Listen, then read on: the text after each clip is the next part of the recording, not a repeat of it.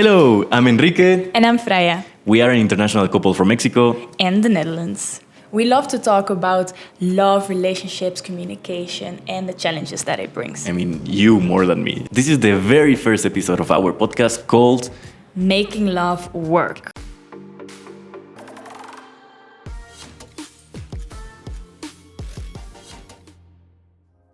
What is the objective of this podcast? So we are going to talk about everything that is related to relationships. So the challenges that you might have, communication problems, some dynamics that you can have in a relationship. Also, we're going to talk about relationship finances because that often creates a lot of challenges Very in a important. relationship. Yes, and we're going also to learn along the way from each other's and from others. We're going to discuss your questions and yeah. So this is also a space where we can come to discuss what we have learned, how we have been applying those theories, if they work, and just to share that experience with you. Yes. And we're excited to take you on this journey. Okay, so who are we? My name is Freya. I am Dutch, but I've been raised by a Danish mom and a Frisian dad. I have been interested in relationship and human connections, especially that started during my studies in industrial engineering and management. So I really liked these subjects that were related about communication.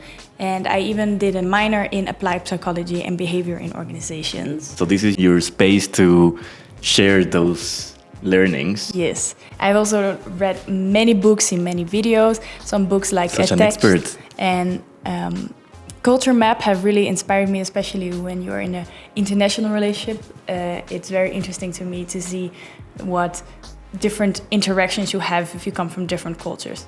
And of course, after we met, I also needed to read those books so I could catch up with a little bit with your knowledge. So I introduced myself super quickly. I'm Enrique Oropesa. I studied law in Mexico and then I moved to the Netherlands almost 5 years ago. So I came to the Netherlands to study a master's in technology law and then I did business law. Currently I work at Adidas and I also do other things like content creation and I also do Latin American events in the Netherlands with the Latin experience. Now, let's go to the topic. So let's talk about how we met. It all started during the pandemic, where I finished my first master's and I started to create content on TikTok. So I needed a way to survive and I started to offer my services to teach Spanish to people. And that's, I think, how you discovered me, right? You appeared on my For You page, and because I was working with international students, it was very funny for me to share the videos of you, of your experiences as a Mexican living in the Netherlands. And yeah, I just thought he was very handsome, so I had like a crush on him. I wanted to learn Spanish. So then when he was like advertising that he wanted to teach Spanish, then I was like, okay, I should take Spanish classes from this handsome guy. But I mean, of course, I didn't know you had a crush on me. And when I received your message, I think it was through Instagram and I just ignored it. Then a few comments on TikTok and I was, yeah, this girl, I don't know what she wants. And then I sent an email. I took it really seriously. That's when I took you super serious, like, okay, she wants to learn Spanish. Mm-hmm. So yeah, I mean, then we started the lessons. Mm-hmm. But it's funny that your mother said like, oh, be careful. Yeah. Yeah, she thought it was a bit shady that there was this guy that I know from the internet that I was interacting with and like paying him for something. So she thought it was a bit weird because he's not like an official teacher. Like, be careful with this Latino. He's just going to scam you.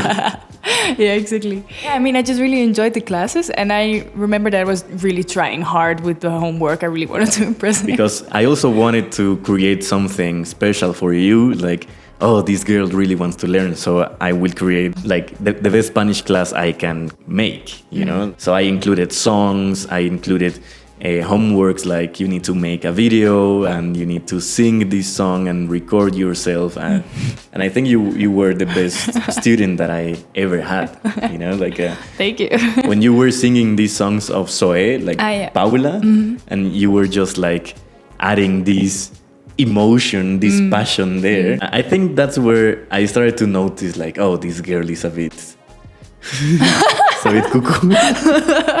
Thanks. I thought I was making a very nice impression there, but good to know you thought I was crazy. But indeed, you learned super quick your Spanish. After a couple of months, you were able to speak sentences. Yeah, it was pretty good. I think my learning went very steep And yes, also because I wanted to impress Enrico, of course. But I remember that also we became friends during the classes because we bonded over things like the new Bad Bunny album that was coming out. But still very professional. I never thought like I'm going to try something with this girl or anything. Until the regulations in the Netherlands relaxed a little bit. So I decided to make some tacos and invite Freya for a taquiza, I'm going to invite these 2 other friends from Spain, so maybe you could practice your Spanish. Actually, we recorded a podcast that day, and that's when we met for the first time in person. Yes. And I remember the first impression was that, so she's prettier in real life than online. Yeah, I guess. Because I think you had like a very bad computer or the camera. Yeah, the camera was bad. Yeah, the camera looked pretty bad, so I couldn't appreciate this beauty. Yeah. I mean, I was very excited that I was going to meet him, and then he invited me over. And what was your first impression? My first impression was that you were small. I remember seeing. I mean, I knew that on average Mexicans are smaller, and that as Dutch people we are quite tall. But then when I saw you first, I was like, oh yeah, he's small. Damn. But I mean, I never cared, so I just continued. Also, still in my mind, I thought, maybe she can be my friend, but I'm not going to try anything. After that, we just started talking a bit more on WhatsApp. Yeah. I mean, we started texting more. And then you invited me to a party. Yes, so I invited him for some Korean food from one of my best friends. In Zwolle. Yes, so we had some very nice Korean food. And I think after that it went a bit more romantical because then you invited me for a date in the park in Amsterdam. Yeah. After that date, because we could just meet on parks or at my place, and of course we needed to find a neutral place just to have a date. We had a really nice time and we just talked a lot. We took some pictures even, and then we just started to see each other more regularly. Yeah. And I really liked the ideas that he had. We had very interesting conversations. They were very philosophical as well. So I was very impressed by his intelligence and also in his passion that he has for certain topics. I mean, I needed to impress you. Yeah, and you definitely did. Yeah. And right now... You saw the truth. Yeah, oh my God. Yeah, and then we went to Giethoorn because you showed me your place. I mean, or the pretty town that is close to your place. Yeah, so it's a town that is called the Venice of the Netherlands. And it doesn't really have streets for cars, but just canals for boats. And it looks very pretty, very pretty bridges and houses, and it's very nice to go there. So in the summer I thought I should invite him there. We had a super nice date. It was beautiful. Also, we flew the drone there. We took some pictures with the drone. Yeah, amazing. We had a really nice day. And we were dating already for like 3 months. And there I asked you if you wanted to be my girlfriend. Yeah, so that's the place where we got official. At this Italian restaurant. Yes, Fratelli in Giethoorn. Fratelli in Giethoorn. That's how the love story began. Yeah. We went to Spain. We had a really nice time there. Oh, no, but before Spain, I met your parents, right? In Denmark. Yes, oh yeah, that's how you met my parents. So we were on a vacation, me with my parents in Denmark. And for some reason you had some time, I think, in your schedule. So you decided to come to Denmark and meet my parents during a trip of a week in the same house. Not intense at all. So how was it for you to meet my parents? I mean, I remember I bought cochinita and some tortillas. So I thought I'm going to cook just to have a nice time. I'm going to be there for 1 week. So I'm going to do something, not to impress them, but just to have a nice time, I think. But it definitely impressed them. I think they really liked the tacos. And me too, of course. And then your father was super chill, your mother as well. I mean, a bit more serious, but still relaxed. And yeah, we just had a really nice time. I think I'm a relaxed person and I'm open to new ideas and to make conversation. And also, it wasn't the first time meeting some parents. So no, but I went with an open mind. I know they are also an international couple. You told me that they met abroad. Yeah, in Israel. Yeah, so I know they have an open mind as well. I never felt judged or anything because I'm Latino, I'm smaller than you or whatever. So yeah. I remember that my mom was very curious about you and asked you lots of questions about like Mexican culture and how it is to grow up there and things like that. After Denmark, then we went to Spain. We started just to have regular dates. I mean, now we were really official. All my stuff was in his apartment, basically. Yeah, that was her strategy. So leaving stuff in my apartment. Yeah, every time a bit more like, I leave this like makeup remover. I leave this towel. I leave this shirt. And then we went to Mexico with some friends, but also that was the time that you met my parents. So how was it for you? Yeah, so we went on an amazing trip. Then I knew there was going to be this day when we were in Mazunte that I was going to meet your parents. And I was feeling a bit nervous about it because, of course, you care, you want to make a good impression, you want them to like you. But I mean, the first problem was that they don't speak English. Yeah, they don't speak English. And my Spanish is not so good, so I can say some basic things, but not really have a conversation. But I remember that immediately I felt very loved by them because, I mean, of course, you can just speak with body language. And I immediately felt that they were so happy for us and that they accepted me. And yeah, I remember your mom showering me in gifts. I was like so overwhelmed by that. And your dad was trying to be very funny, made all these jokes. And like always. Yeah. How my mother communicated with you when we were walking on the beach. Yeah, so there was this one moment. So I met her like 5 minutes ago and we were walking towards the beach.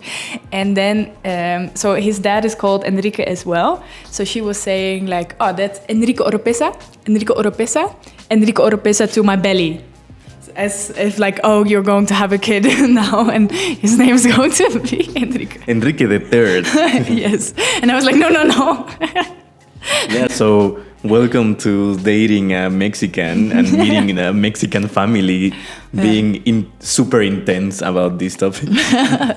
Yeah, exactly. But I also learned to live with it because, I mean, I still know it's just our life and our decision. And yeah, it's nice. And then after that, we experienced our first crisis as a couple. Yes. So long distance relationship when Freya moved to Denmark. Mm-hmm. I really wanted to go abroad during my studies, and because of COVID that was very hard. I mean, my first plan was to go to Gambia and that got cancelled like 3 or 4 times, I think. And then I was like, I can go to Denmark because I have a Danish passport, so I have to be let into the country anyways. And then maybe I have to work remotely, but at least I will have the experience of living abroad. So that's what I did. And the thing is that you are younger than me, and I already lived that. So I knew that it's something that is in your chest, that you want to experience something new, you want to meet people, you want to experience a totally different culture. I mean, in this case, Danish culture is not that different from the Netherlands. And it's familiar to me because I went to Denmark many times in my life as a kid. But still, the experience is to have an international thing, like an international setup. And I never told you like, no, you cannot do it. I always encourage you to do it. However, I need to say that didn't mean that it was something easy. No.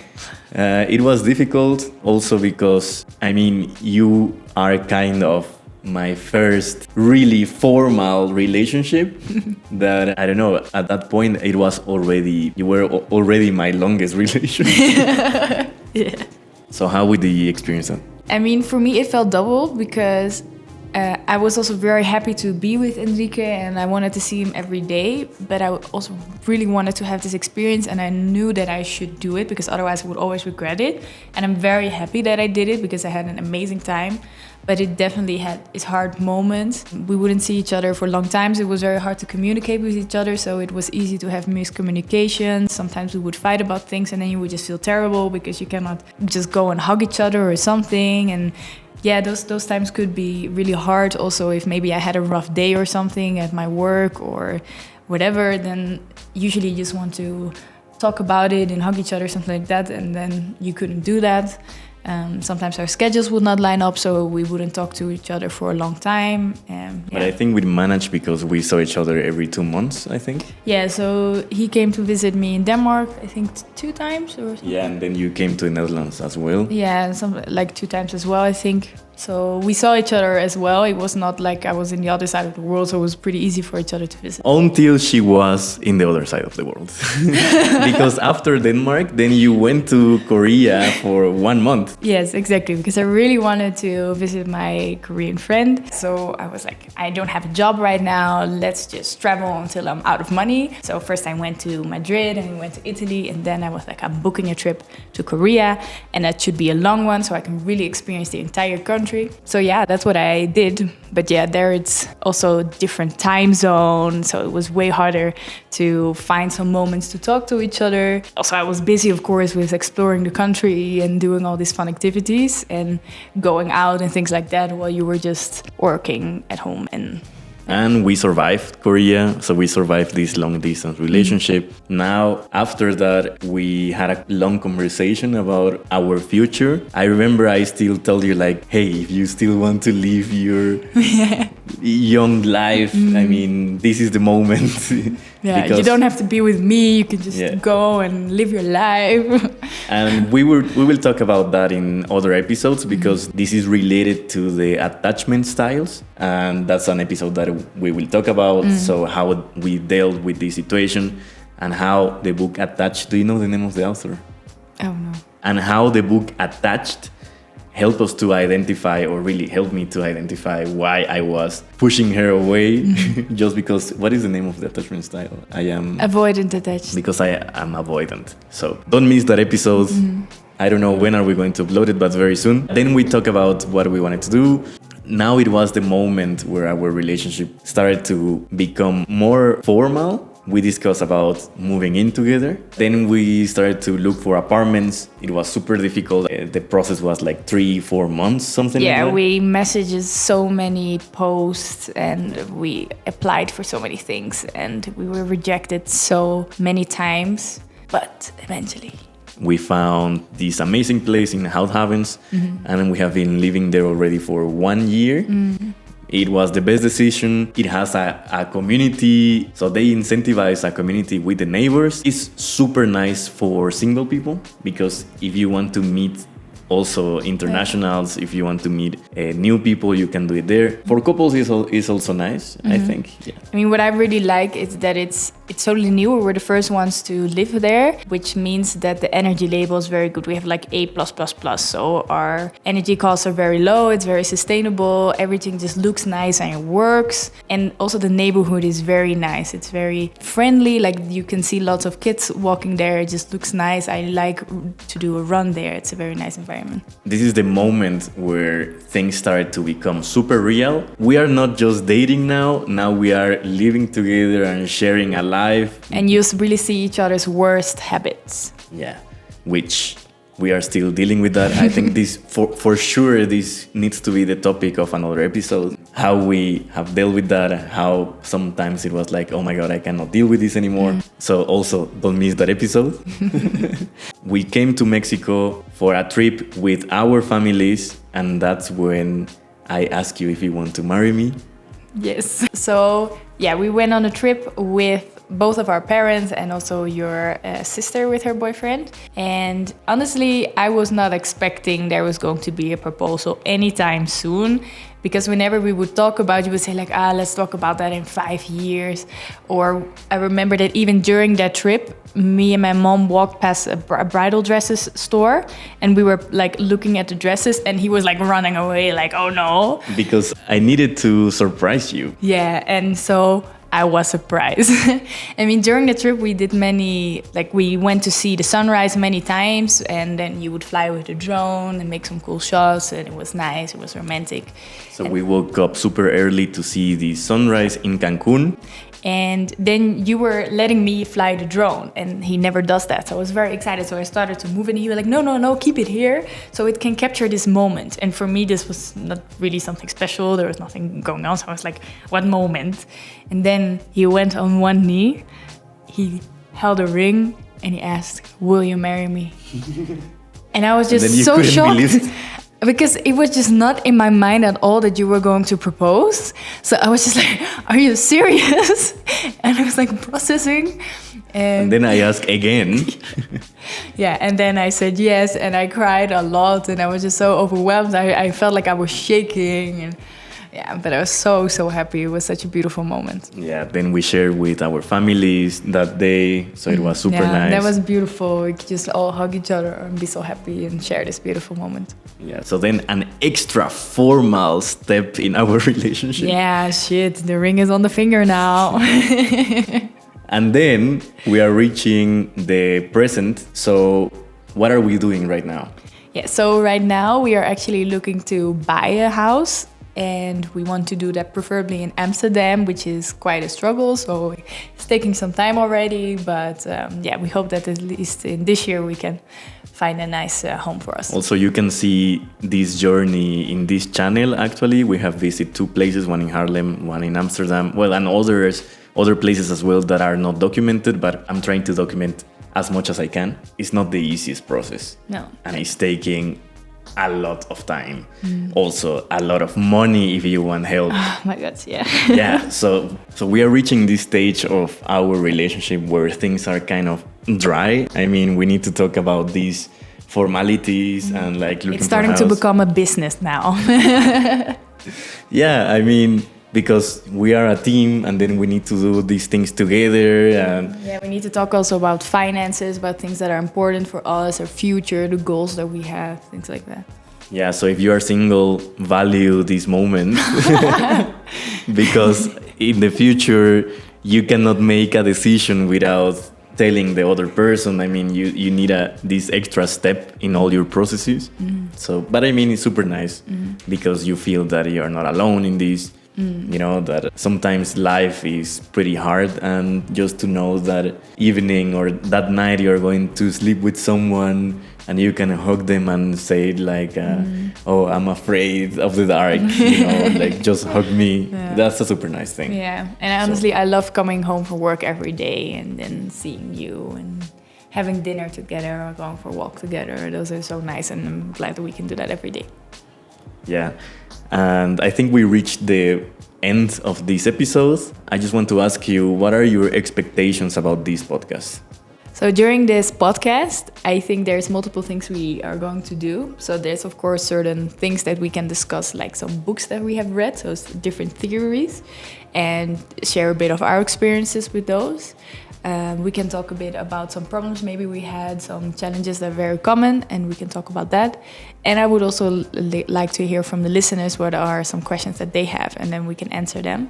I think we can learn a lot from each other and our relationship along the way as well. I think it can almost be a kind of therapy to do this kind of podcast. So I'm really excited to learn together and learn more about each other while discussing all these things together. Yeah, for me it's the same, because I want to keep learning, keep developing my communication with you, which I think that's my main struggle, that I just don't say things. This is the perfect place to discuss those things, to discuss what we really want, what we don't want, and how we have dealt with that. I mean, just to share our knowledge, because we are also confronted with reality, which is pretty difficult. And just the way that we are confronting that, I think is valuable for other people. Yeah. So those are my expectations for this podcast. Because we honestly have had some struggles that we overcame because we used certain techniques and we saw the results of that. And I just wish for everyone to know about those so they can use them and have a better relationship. Because honestly, it makes your life so much better if you just feel good and safe and loved by your partner. Yeah, so thank you very much for watching. And listening to our podcast. Making love work! Yes. Hope to see you at next episodes. Yes.